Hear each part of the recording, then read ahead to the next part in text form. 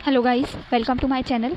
आज हम देखेंगे एम एस एक्सेल के जो MCQs हैं उसका पार्ट 2। जो पार्ट 1 है उसमें मैं आपको 25 MCQs कवर करा चुकी हूँ। आज हम पार्ट 2 में देखेंगे अनदर 25 क्वेश्चंस, और अगर 25 नहीं हो पाए तो आगे के पार्ट में हम लोग कवर अप करेंगे। तो हम लोग स्टार्ट करते हैं बिना देरी के। पहला क्वेश्चन देखते हैं, which tab in Excel contains the cut copy and paste command. मतलब एक्सेल में जो कट कॉपी और पेस्ट कमांड है वो किस टैब में होती है ये बताना है हमें। तो बेसिकली ये जो होती है ये होम टैब के अंदर होती है। होम टैब में भी क्लिपबोर्ड ग्रुप के अंदर ये होती है। तो इसका करेक्ट आंसर हो जाएगा option B, home tab. Next question पे चलते हैं हम लोग। नेक्स्ट क्वेश्चन है, which tab is use to insert chart in an Excel worksheet. Chart को इंसर्ट किस टैब के थ्रू करते हैं एक्सेल में?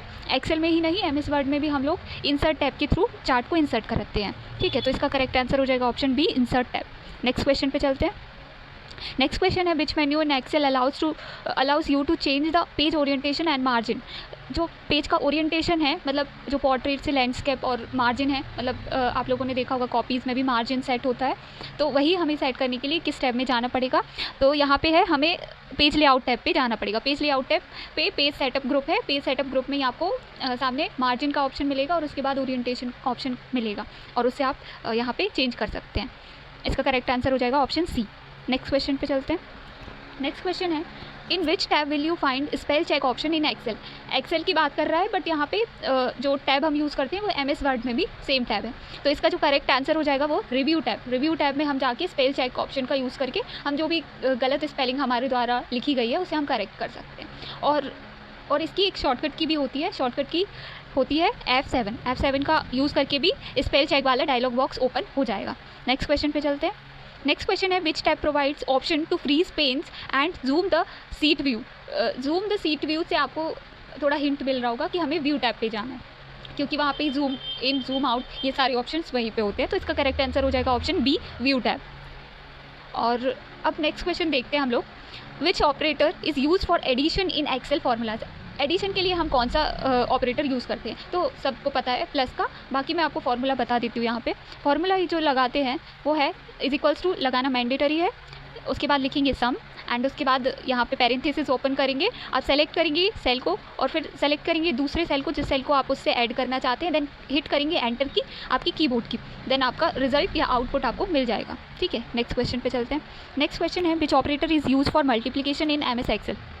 मल्टीप्लिकेशन के लिए हम कौन सा ऑपरेटर यूज़ करेंगे? तो आपको दिख ही रहा होगा ऑप्शन बी इसका करेक्ट आंसर है। नेक्स्ट क्वेश्चन पे चलते हैं। यहाँ पे ये थोड़ा इंपॉर्टेंट क्वेश्चन है, यहाँ पे बन सकता है क्वेश्चन इसका, इस टाइप का क्वेश्चन, जैसे कि व्हाट डज द, ये जो टाउ बना हुआ है ऊपर, ये इसको एक्सपोनेंशिएशन का मार्क भी बोलते हैं, operator do in Excel formula. ये क्या करता है? इस तरीके का जो टाउ वाला ऑपरेटर है ये क्या करता है MS एक्सेल में? तो ये एक पावर को शो करता है। पावर को शो कैसे करता है? जैसे हमने गूगल पे कभी सर्च किया होगा तो ऐसा करके आता है उसमें n की पावर 2। तो दिस इज़ द पावर और एक्सपोनेंशिएशन, मतलब ऐसा ना लिख के इसमें ऐसा लिख दिया गया है। तो इसका मतलब भी पावर होता है, इसका मतलब तो पावर ही है। तो दैट मीन्स इसका करेक्ट आंसर हो जाएगा हमारा ऑप्शन डी। ठीक है, नेक्स्ट क्वेश्चन पे चलते हैं। नेक्स्ट क्वेश्चन देखते हैं हम लोग। नेक्स्ट क्वेश्चन है, which of the following is a correct formula to subtract B1 from A1। मतलब A1 में से हमें B1 को माइनस करना है। तो A1 minus B1 is equals to के साथ आपको A1 माइनस B1 का यूज़ करना होगा। तो यहाँ पे करेक्ट आंसर हो जाएगा हमारा ऑप्शन सी। ऑप्शन सी हो जाएगा इसका correct answer, is equals to A1 minus B1। जो A1 या B1 है ये क्या है? सेल का एड्रेस है। सेल का एड्रेस है। इस तरीके से ये सेल का एड्रेस हो जाता है। जैसे यहाँ से A, आपको यहाँ से लेना है A, और यहाँ से 1, तो ये हो जाएगा आपका A1। इस सेल का नाम होगा A1। अब यहाँ पे आएंगे हम, अगर नेक्स्ट सेल पे आएंगे तो ये हो जाएगा A2। तो ये सेल का एड्रेस होता है। ठीक है, A1 और A2 सेल का एड्रेस होता है। नेक्स्ट क्वेश्चन पे चलते हैं। नेक्स्ट क्वेश्चन देखेंगे हम लोग। तो नेक्स्ट क्वेश्चन है, which of the following symbol is use for division in Excel. Division के लिए हम कौन सा सिंबल यूज़ करते हैं? तो फॉरवर्ड स्लैश का यूज़ करते हैं, सभी को पता है। नेक्स्ट क्वेश्चन पे चलते हैं। नेक्स्ट क्वेश्चन है, in the formula is equals to A1 and B1 what does the and operator do. And operator का काम क्या होता है? ये एक कंपैरिजन का काम करता है, मीन्स कॉन्कैटिनेशंस का काम करता है। तो इसका करेक्ट आंसर हो जाएगा यहाँ पे ऑप्शन सी। नेक्स्ट क्वेश्चन पे चलते हैं। नेक्स्ट क्वेश्चन है, which operator has the highest precedence in Excel. सबसे ज़्यादा इसमें भी एक इसकी ट्रिक है पेमडास करके, वो मैं आपको बताऊंगी। बाकी इसमें जो ऑप्शंस दिए हैं उसके अकॉर्डिंग जो इसका प्रेसिडेंस है, हाई प्रेसिडेंस है, वो है exponentiation according to this question. इसका करेक्ट आंसर हो जाएगा ऑप्शन डी। नेक्स्ट क्वेश्चन पे चलते हैं। नेक्स्ट क्वेश्चन ईजी भी है और डूएबल भी है कि what will be the result of the formula is equals to then 3 + 2 multiplication 2। Okay, so हम लोग सॉल्व करके देखते हैं। इसका सॉल्व आपको बोर्ड मास ट्रिक के थ्रू होगा। सबसे पहले हम इसका मल्टीप्लिकेशन करेंगे, देन उसको ऐड करेंगे। तो मल्टीप्लिकेशन करेंगे 2 × 2 दैट इज़ 4 एंड 3 + 4 इज़ 7। सो इसका आउटपुट 7 आएगा। यहाँ पे इसका करेक्ट आंसर हो जाएगा ऑप्शन बी 7। नेक्स्ट क्वेश्चन पे चलते हैं। नेक्स्ट क्वेश्चन है हमारा, What operator is used to compare two values for equality in Excel formula? Equality बताने के लिए दो जो ऑपरेटर्स हैं उनकी इक्वालिटी बताने के लिए हम किस ऑपरेटर का यूज़ करेंगे? बेसिक क्वेश्चन है, इज इक्वल्स टू ऑपरेटर का हम यूज़ करेंगे। Option A is correct. Next question पे चलते हैं। नेक्स्ट क्वेश्चन है, व्हाट या which of the following represents a valid logical formula in Excel. Logical formula use करेंगे तो हम इसमें कोई लॉजिक लगा रहे हैं। अगर हम बोल रहे हैं तो अगर इंग्लिश में क्या बोलेंगे उसे इफ़। तो यहाँ पे एक ही ऑप्शन दिख रहा है, ऑप्शन बी, इफ़ का यूज़ करेंगे। और यहाँ पे ये बता रहा है कि अगर A1 is greater than B then yes और नो। अगर नहीं है तो वो नो में शो करेगा आपको। देन आप एंटर की प्रेस करेंगे तो आपको आउटपुट मिलेगा आपका। तो यहाँ पे आपको वैल्यूज़ पुट करनी पड़ेगी यहाँ पे। उसके बाद तो इसका करेक्ट आंसर हो जाएगा ऑप्शन बी। नेक्स्ट क्वेश्चन देखते हैं हम लोग। यहाँ पे नेक्स्ट क्वेश्चन है, which function returns the current date in Excel. यहाँ पे करेंट डेट एंड टाइम पूछता तो हम नाउ फंक्शन का यूज़ करते, बट यहाँ पे करेंट डेट पूछी है तो हम यहाँ पे टुडे फंक्शन का यूज़ करेंगे। तो इसका करेक्ट आंसर हो जाएगा ऑप्शन ए। नेक्स्ट क्वेश्चन देखते हैं, which part is the best for showing trends over time. Time के साथ जो ट्रेंड शो करता है कि जैसे फॉर एग्जांपल यहाँ पे नीचे गया ग्राफ, फिर ऊपर गया, फिर नीचे गया, फिर और ऊपर गया, तो ये दिखाने के लिए हम किसका यूज़ करते हैं? लाइन चार्ट का यूज़ करते हैं। यहाँ पे इसका करेक्ट आंसर ऑप्शन बी हो जाएगा। नेक्स्ट क्वेश्चन पे चलते हैं। यहाँ पे which chart is use to compare part of a whole.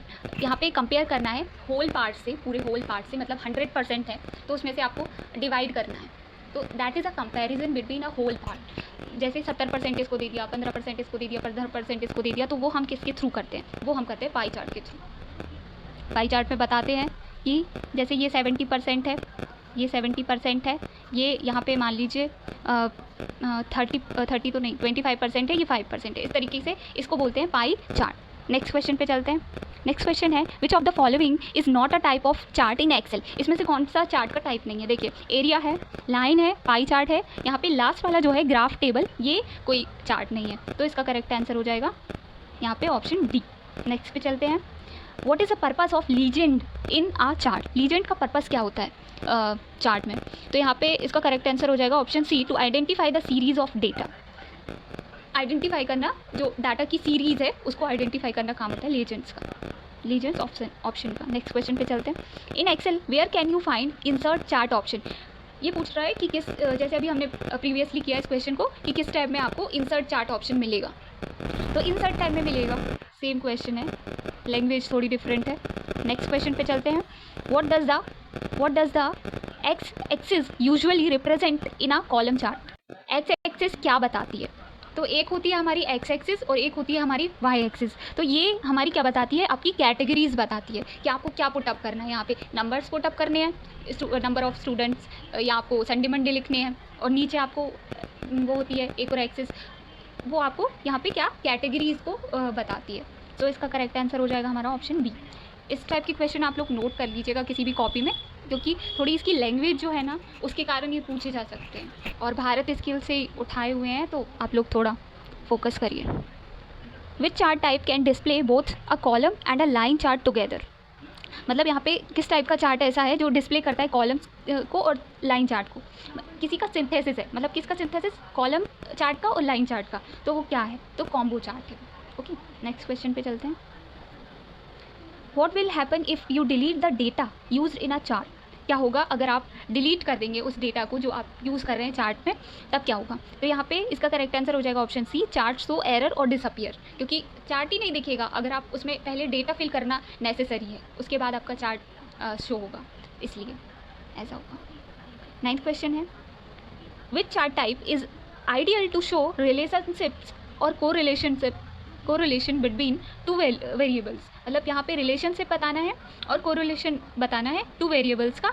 इसमें कौन सा चार्ट हम यूज़ कर सकते हैं, ऐसे क्वेश्चन पूछा है तो स्कैटर चार्ट हम यूज़ कर सकते हैं इसमें, जिसपे स्कैटरिंग इफेक्ट के थ्रू बताया जाता है। ठीक है, स्कैटर चार्ट मतलब इस तरीके का होगा और एक वैल्यू ये होगी, एक वैल्यू ये होगी, एक वैल्यू ये होगी, that is a scatter chart. Next question पे चलते हैं और ये हमारा लास्ट क्वेश्चन है हमारा, which chart element display numeric values on a chart. Numeric values किस चार्ट में आपको शो होंगी, तो ये तो आपको किस एलिमेंट में शो होंगी, किस एलिमेंट में शो होंगी, तो इसका करेक्ट आंसर हो जाएगा हमारा डाटा लेबल में।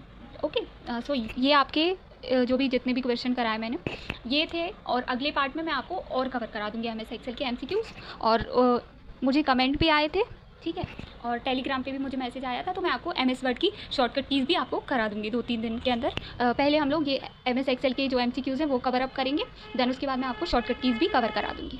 तो thanks for watching my video.